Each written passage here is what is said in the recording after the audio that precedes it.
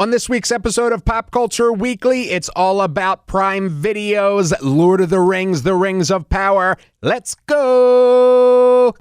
Welcome to Pop Culture Weekly with Kyle McMahon from iHeartRadio. Your pop culture news, views, reviews, and celebrity interviews on all the movies, TV, music, and pop culture you crave weekly.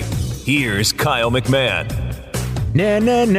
Hello, and what's up? It's Kyle McMahon, and this is Pop Culture Weekly with Kyle McMahon, and I am so happy for you to be here. This is a really awesome episode. You may have seen my review of Amazon Prime Video's Lord of the Rings of Power. It is so good. I freaking love it. It is, the first two episodes come out today on Amazon Prime Video, and it is, I'm a huge Lord of the Rings fan. I've talked about this before. We've been covering this series for, feels like 2 years now, and it's finally here. And, you know, as a huge Peter Jackson fan who directed the original trilogy, you know, the original trilogy is probably my favorite movies ever. They are absolutely incredible, and I have a whole bunch of, you know, emotional attachment to them as well. I remember I saw the first one in theaters, Fellowship of the Ring, like 13 times. I went at midnight to see it, and then it got done at like 3:30 or whatever, and then the next morning I woke up and went and saw it again. I love the Lord of the Rings movies. Middle-earth, they just bring you to Middle-earth, to a whole new world, literally. And I love that. The lore from J.R.R. Tolkien and his world is just incredible. And then, of course, the Hobbit films, loved them just as well.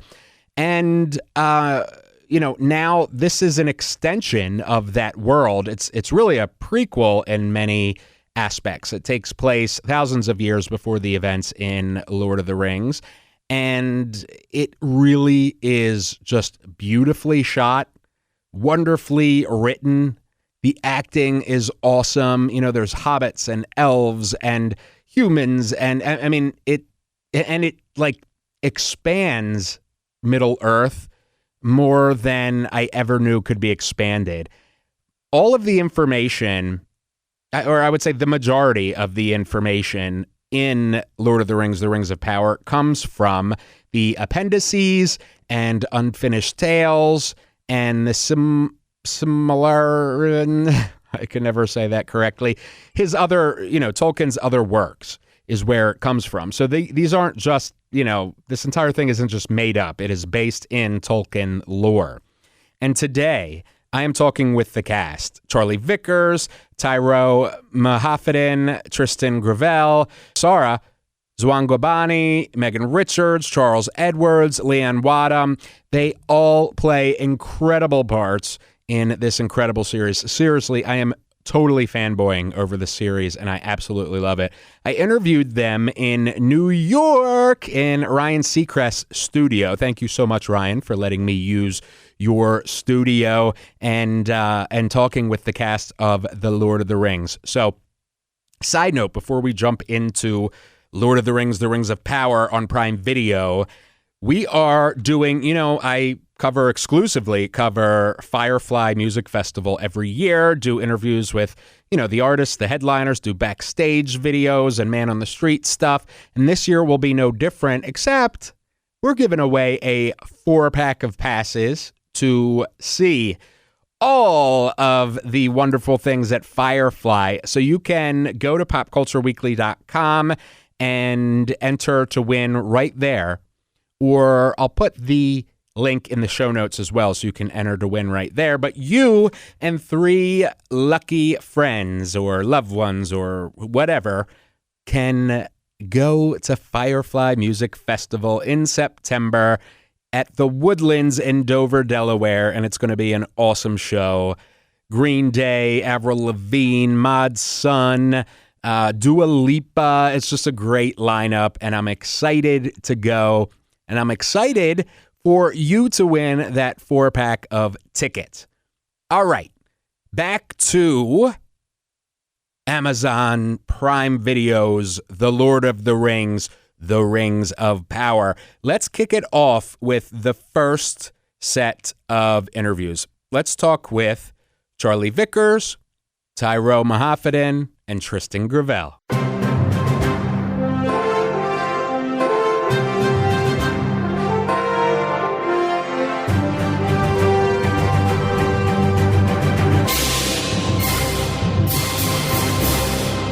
All right. I am so excited to talk to you guys. I am here with Charlie Vickers, Tyroe Muhafidin, and Trystan Gravelle talking about the brand new Lord of the Rings series, and I am so excited. I freaking love the show.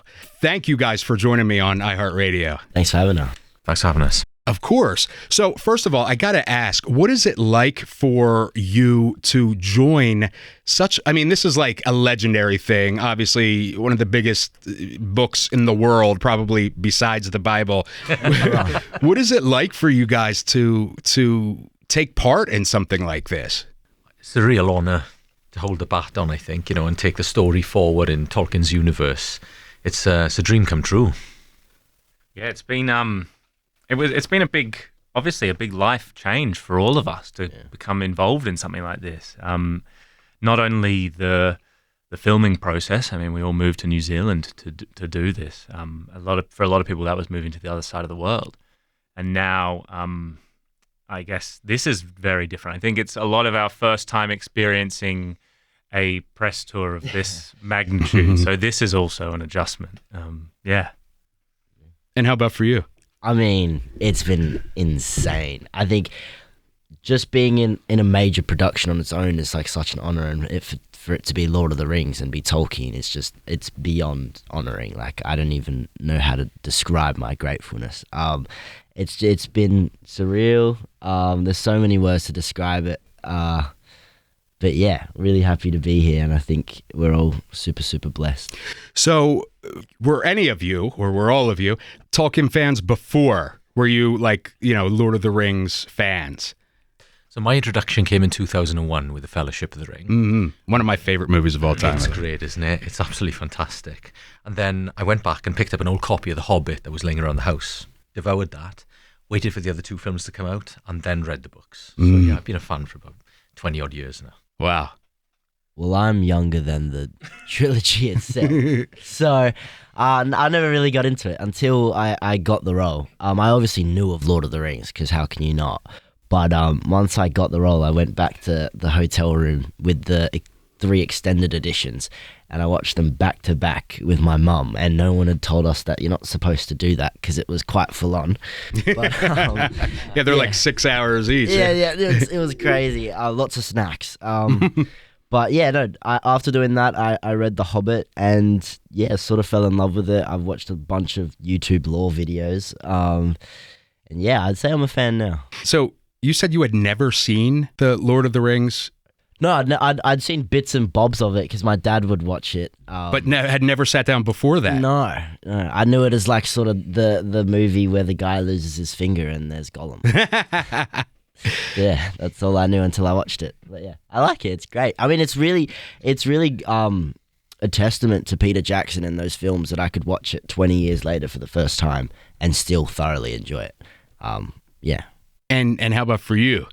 I mean, I was more of a casual fan. I liked Lord of the Rings, and it was always the thing that I was like, oh, this is the coolest of the big, popular stories, I think. But my real way into it was I played the PlayStation games. So I spent many hours running around as Aragorn, actually. And I remember getting stuck trying to open the Mines of Moria for hours and hours and hours. And I don't know if I ever got past that level. And now the 3 of you get to play in that world, which is really awesome. Maybe one day as our own characters. Yeah, whoa. On PlayStation. That'd be awesome. But now acting in the world is pretty amazing, and the sets and the world they created for us were pretty spectacular. The level of, I think, detail and craftsmanship on every level, set construction, costume, all areas of the design were amazing. It does half the job for you as an actor, really. For you, Charlie, you have a new character, essentially. Do you feel any kind of pressure? And I hope I just didn't put pressure on you, but when you were filming, did you feel any kind of pressure? It's different because you have the pressure, I guess, of an original character. And when I think of an original character, I have a lot of questions. You know, if I'm like, you're going to put an original character into Tolkien's work, it better fit a bunch of criteria that I, as a fan, since being cast in it, I've read as much as I possibly could. And I think the showrunners have done an amazing job of making these characters fit in the world. They all have similarities with other Tolkien characters. They assimilate into the world so beautifully. So I think there's pressure in that sense in making them fit into their environment, but I think similarly it gives you a good freedom as well from which to work from. And for the two of you, did you explore the appendices? Thank you. Did you explore the appendices in doing research for your roles? I mean, I'm also a created character, so much similar to Charlie. I had to, rather than looking in the source material for sort of literal source for my character, I sort of took it from other characters in Tolkien's work. Like, you look at characters like Isildur or Boromir, and you sort of think about the corruption of a man's mind and how is the mind corrupted. And I think I sort of took aspects of them and sort of incorporated it into Theo to make him as Middle-earthian as possible. Yeah. So for you, Tyroe, you kind of drew inspiration from various characters existing in the world to bring your character to life here. Yeah, for sure. And like also sort of trying to incorporate the youthfulness as well to Theo, because obviously, you know, these are grown men at this point in time, whereas Theo is a young person. So sort of looking at that idea and sort of just de-aging it by a few years. So, yeah. And Trystan, for you? I guess that just leaves me then. And, yes, I did. Yes, I did read, yeah. And I think there were two, there was the Akalabeth and the Unfinished Tales, and they gave me a really good insight into the mind of Pharazôn. You see Numenor in all its glory. You see all these statues. It's a description of the whole island, and you see the pride that borders on hubris, I guess, with many Numenorians, and that was. I guess that was a good foothold for me to have then. I've seen the first few episodes and I am totally in love with this series. I saw it on the big screen, which is incredible, and it took me back to seeing the original films as a kid, and I cannot wait for everybody to see this series. It's so exciting. It immediately, for me, brought me back into Middle-earth and expanded it in ways that I didn't even think were possible. So thank you, the three of you, for the huge part that you did in doing that, and thank you for your time here on iHeartRadio's Pop Culture Weekly. Thank you. Thank you. It was an absolute pleasure. Much, man. Cheers. Thank you.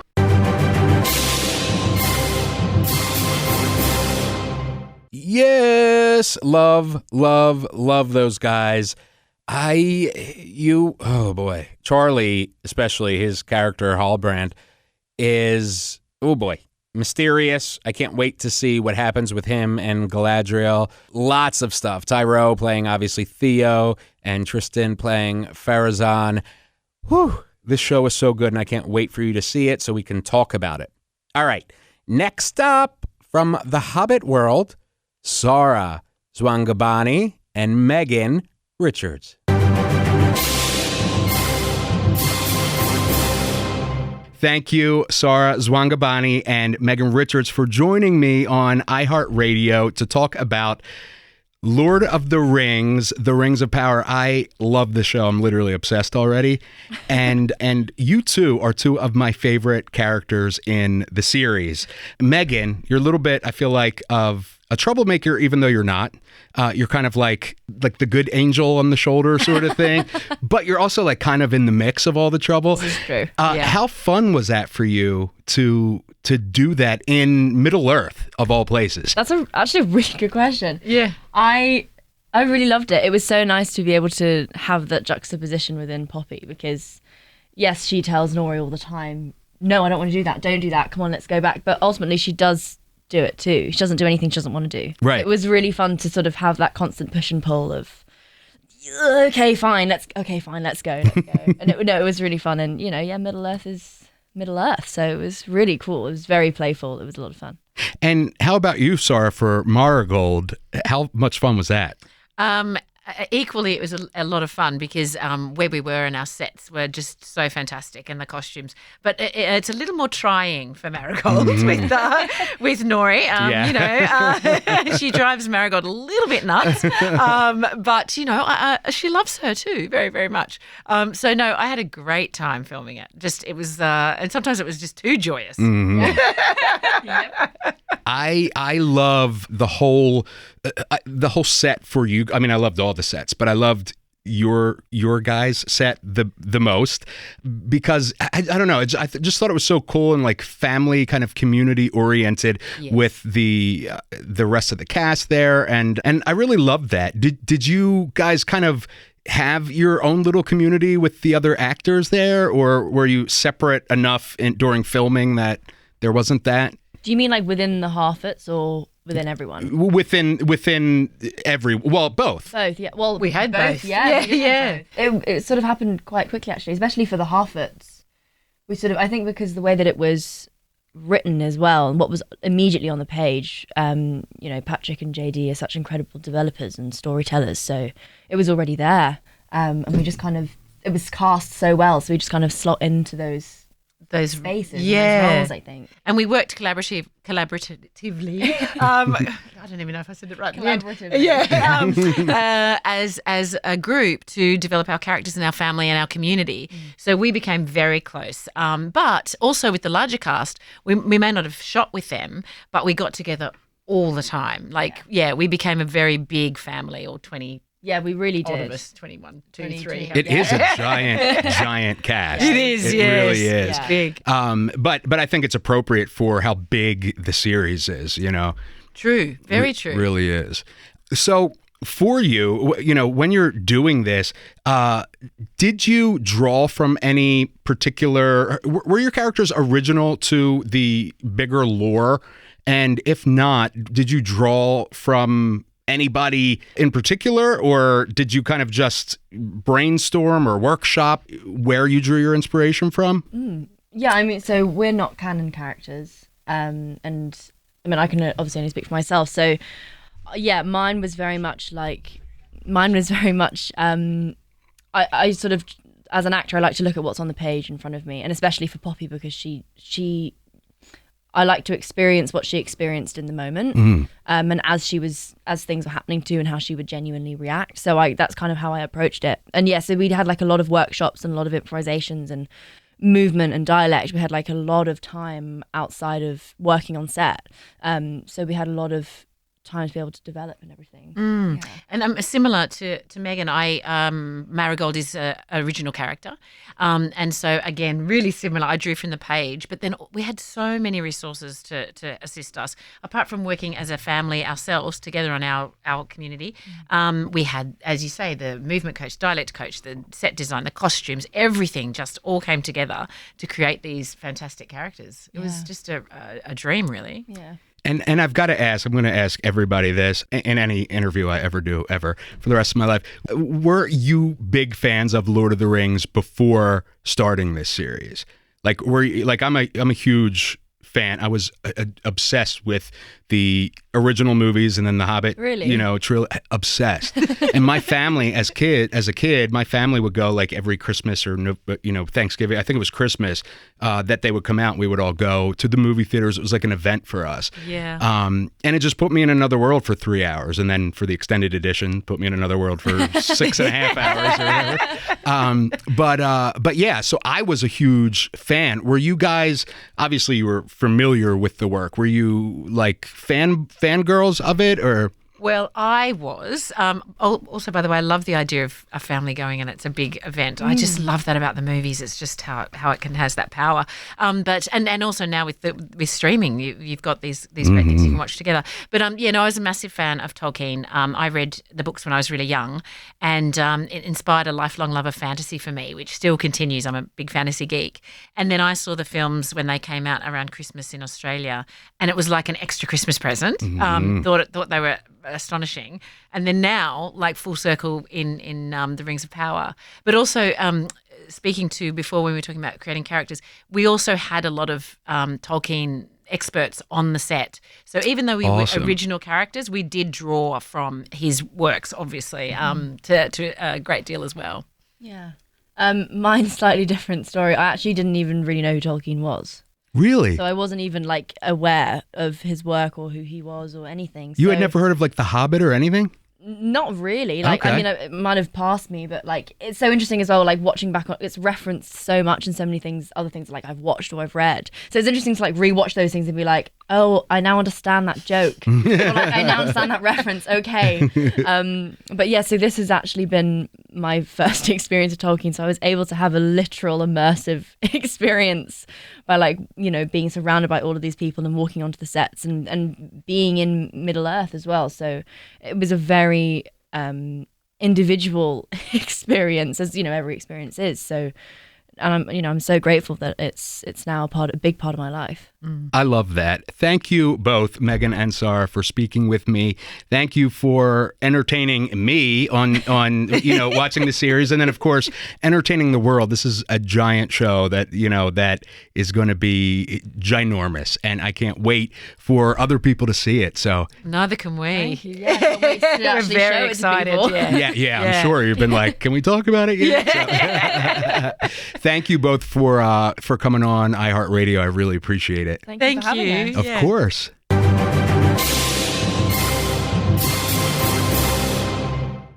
Hobbits, hobbits, hobbits, hobbits everywhere. All right. Sara Zwangobani and Megan Richards. They play Marigold Brandyfoot and Poppy Proudfellow. I think the Hobbits might be my favorite storyline so far in Lord of the Rings of Power. I just love the Hobbits anyway. I mean, just the Hobbits in Middle Earth, and the whole Tolkien lore, I think might be my favorite race of people. I don't know what you call them. But in any event, they're the Hobbits. Let's get in to our final interview. This is Charles Edwards, who plays Celebrimor, the Elven Smith, and Leon Wadham.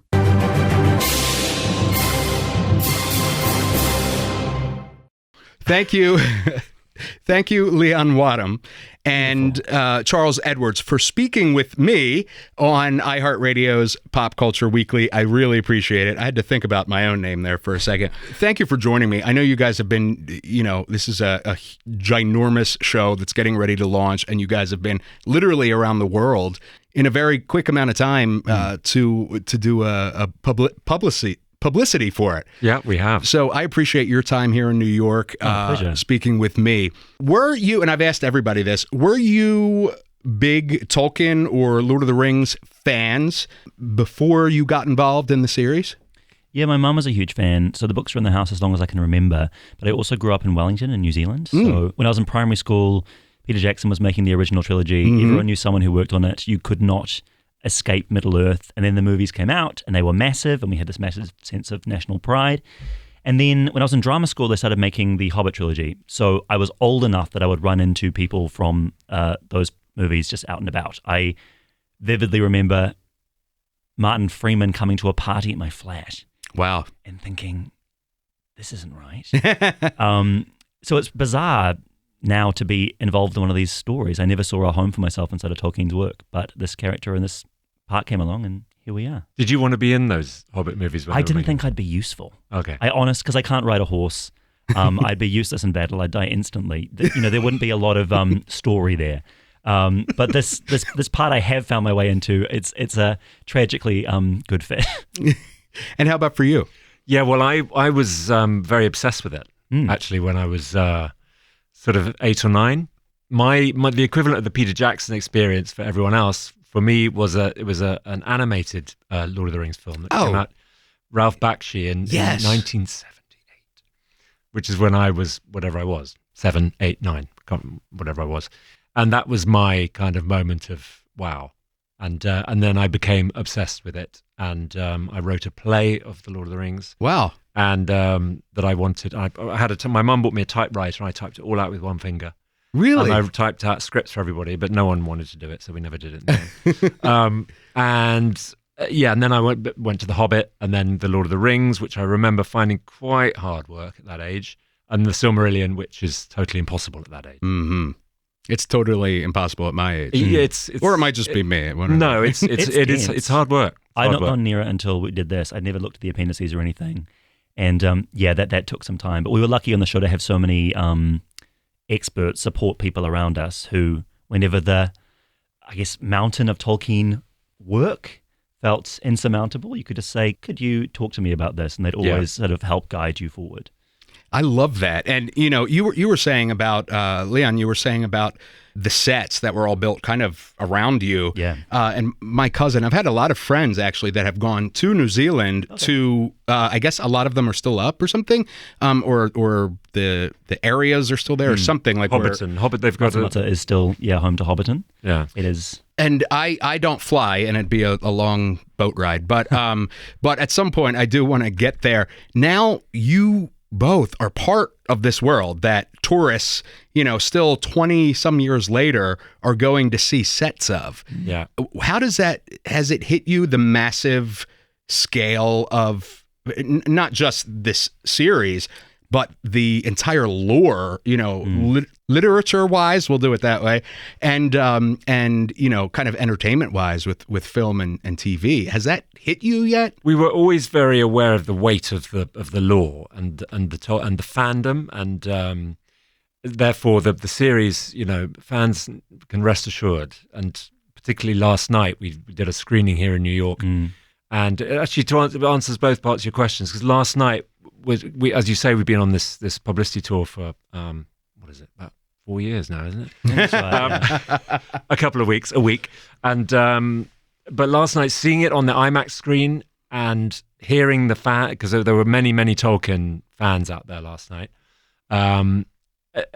hearing their reaction to it, and also watching this really extraordinarily cinematic piece of entertainment, it's really mind blowing. Really does. It starts to sink in, but it hasn't sunk in. Maybe it never will. But we're certainly riding this very, it's an extremely exciting wave to be on. I bet. Yeah. How about for you?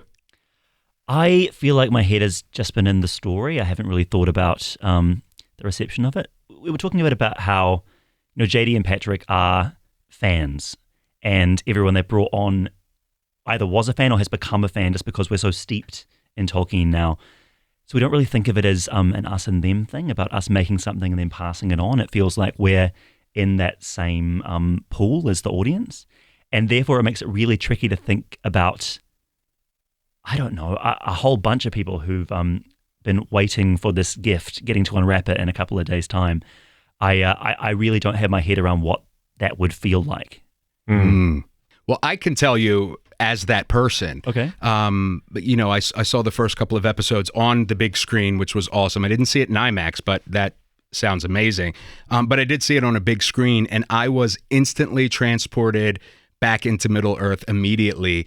And I felt the world that I thought that I knew so well as a kid, seeing the original films and the original live action films and the Hobbit films, that this grew that world exponentially, which I already thought was so huge originally. Yeah. And then to see it on screen, and the cinematography is incredibly beautiful. The direction, just from top to bottom, I, as a super fan, was blown away. Yeah, that's great. Blown away. So I was that fan opening up that gift that you're saying you kind of missed. And as that fan, I'm telling you, it's incredible. I really appreciate incredible. That. Thank you. Of That's course. So good to hear. And the character's name, Celebrimor.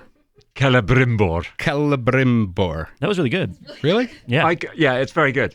Thank you. Yeah. As I was reading the Lord of the Rings books, like as a child, I was literally just making up the pronunciation. Oh, totally. in my Like head. we all read it like that. I Yeah. mean, but it took me ages to know that the C sound is a K in Tolkien. Right. Yeah, it's incredible that it's just a whole. Well, there are whole languages that were created by him.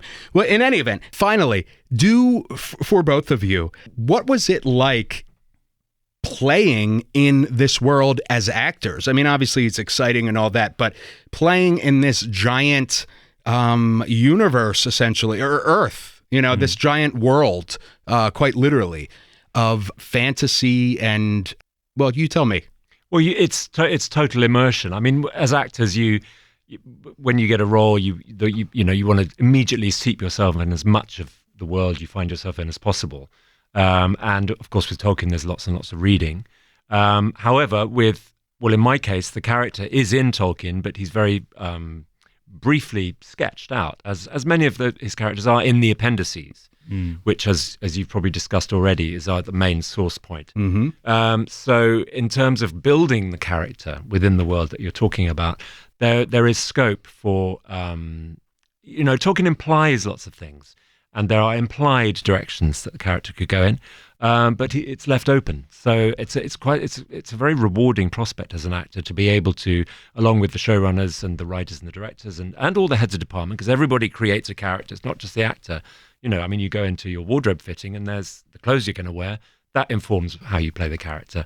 You go to the set and you see where your workplace is. In my case, I have a workshop, and I see how beautifully and thoughtfully that's been dressed, and that informs your character. So in terms of creating a character within that world, you start from the bare bones up and just build and build and build.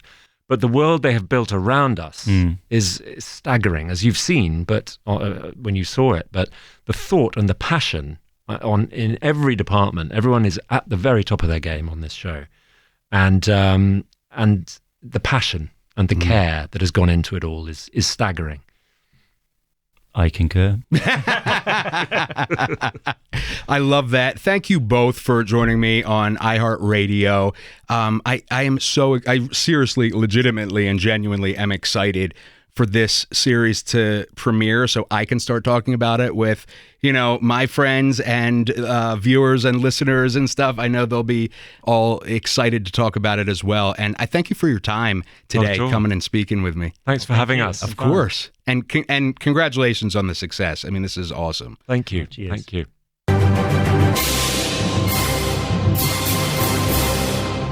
Lord of the Rings of Power. I am so obsessed with this show. Seriously, the first 2 episodes are out today. Go watch them as soon as you get home, or if you are home, watch them, or even if you're at work, turn it on. It's really, really good. And if you're a Lord of the Rings fan, you will not be let down. There's controversy over this, and to be honest, what I have to say to them is F you. Because guess what? There are brown people and, gay people and blah, blah, blah in the world. And there certainly would be in Middle-earth, too. So if you have a problem with diversity in a fantasy novel and film and series, that's a you problem. I mean, get over it. You're fine with short people with pointy ears, but you're not fine with a black person. Just get over yourself. In any event, that's what I have to say to that. There's diversity in Middle-earth. There's diversity in our Earth. Get used to it. All right. Amazon Prime Video's Lord of the Rings of Power is streaming right now. The first 2 episodes just came out this morning, and it's going to be a huge launch. So I can't wait to talk to you all about it all weekend. Of course, my show, Death, Grief, and Other Shit We Don't Discuss, premiered this week as well. Please check that out. It's very different from this show. It is a 13-episode series following my mom, getting diagnosed and passing away from cancer last year. And then I traveled the country talking to experts on death and grief and loss and the afterlife and spirituality and all kinds of stuff. So I'd really love if you could check that out. The link is in the show notes. All right. I love you. I will talk to you soon. I'll talk to you next week. Will. Thank you for listening to Pop Culture Weekly. Hear all the latest at popcultureweekly.com. Hobbits, hobbits everywhere. Hobbits, hobbits in your hair. Hobbits, hobbits eat. Shoot, my stupid phone went off.